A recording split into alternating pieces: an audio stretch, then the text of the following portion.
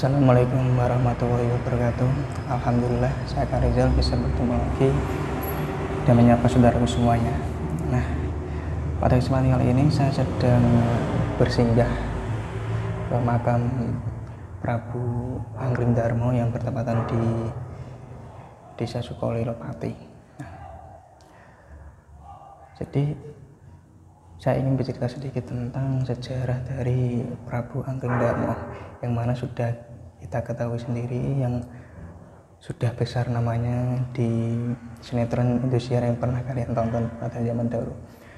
Nah, Prabu Anggring Darmo ini dianggap sebagai titisan Bathara Wisnu, yang sudah melekat pada saat diceritakan melalui media TV, ya, seperti itulah. Nah, jadi masyarakat luas itu mengenal beliau sebagai sosok raja di kerajaan Malawapati. Nah, salah satu keistimewaan dari Prabu Anggring Darmo ini adalah beliau mempunyai kemampuan untuk mengetahui segala bahasa dari jenis binatang. Nah, selain itu, beliau juga disebut sebagai keturunan Arjuna, seorang tokoh utama dalam kisah Mahabharata.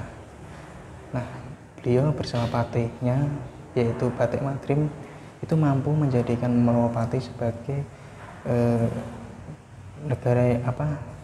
kerajaan yang besar dengan memenangi beberapa peperangan yang sangat penting. Nah, tak hanya itu juga, beliau juga dikenal sebagai seorang raja yang arif dan juga bijaksana, dan namanya juga tersohor bisa menundukkan bangsa jin.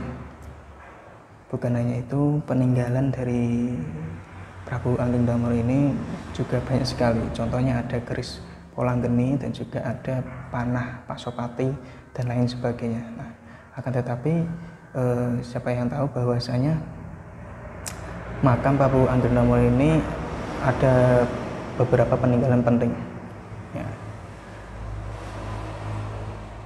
Ibaratnya bukan yang menjadi perdebatan, ya, menjadi perdebatan adalah titik di mana makam Prabu Anggring Darmo itu berada, tapi saat ini dipercayai pada masyarakat luas adalah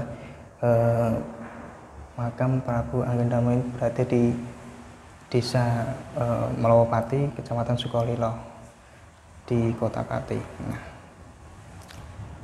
jadi sedikit cerita, di sana ada juga peninggalan, yaitu berupa goa yang sekarang dikenal itu sebagai Goa Eyang Pikulun Nagaraja, atau bisa disebut itu sebagai guru Prabu Anggring Darmo.